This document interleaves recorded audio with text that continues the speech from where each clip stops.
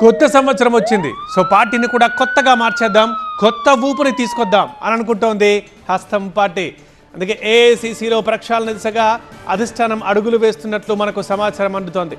ప్రధాన కార్యదర్శుల్లో మార్పులు చేయడంతో పాటు పలు రాష్ట్రాల ఇన్ఛార్జీల్ని కూడా మార్చబోతోందట కాంగ్రెస్.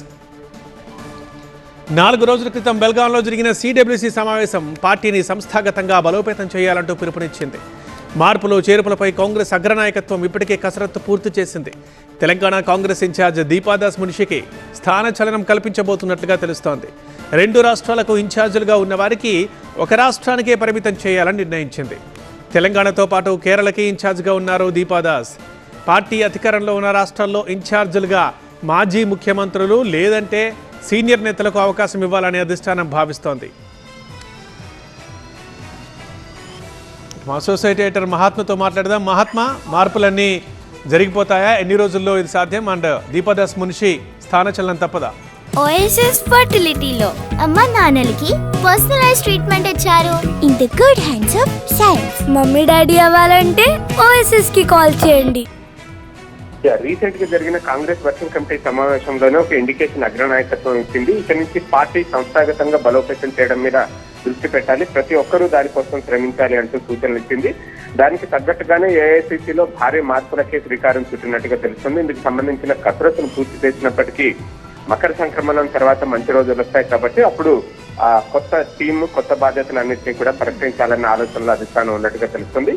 ఆ క్రమంలో ఈ కాంగ్రెస్ ఆల్రెడీ అధికారంలో ఉన్న రాష్ట్రాల్లో పార్టీని, ప్రభుత్వాన్ని సమన్వయం చేయాలంటే గతంలో ముఖ్యమంత్రులుగా పనిచేసిన వారికైతే అడ్మినిస్ట్రేషన్ మీద అవగాహన ఉంటుంది, పార్టీ నాయకత్వాన్ని ఇద్దరిని కూడా సమన్వయం చేయడం సాధ్యపడుతుందన్న ఉద్దేశంతో ఇటు తెలంగాణ అలాగే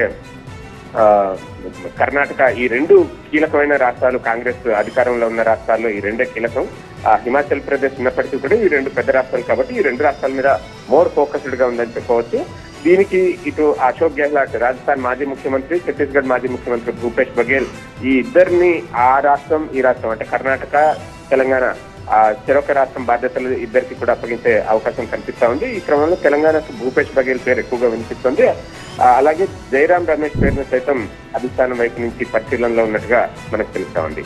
ఇక దీంతో పాటు ఆల్రెడీ ఈ సిడబ్ల్యూసికి శాశ్వత ఆహ్వానితులుగా ఉన్న తెలుగు నేతలు అటు గిడుగు రుద్రరాజు, ఇటు వంశీచంద్రెడ్డి, ఈ ఇద్దరికి పార్టీలో మరింత ఎలివేషన్ ఇచ్చి ఏఐసిసి ప్రధాన కార్యదర్శిగా, వారు గతంలో ఏఐసిసి కార్యదర్శులుగా పనిచేసి కొన్ని రాష్ట్రాలకు ఇన్ఛార్జీలుగాను పనిచేసిన అనుభవం ఉంది కాబట్టి వారిని ప్రధాన కార్యదర్శిగా అప్గ్రేడ్ చేసి పదోన్నతి కల్పించి వేర్వేరు రాష్ట్రాలకు ఇన్ఛార్జీలుగా పంపించే అవకాశం కూడా ఉన్నట్టుగా మనకు తెలుస్తా ఉంది. మొత్తంగా ఈ కసరత్తు అయితే పూర్తయినప్పటికీ ఇంకా ప్రకటించడం ఒకటే మిగిలింది.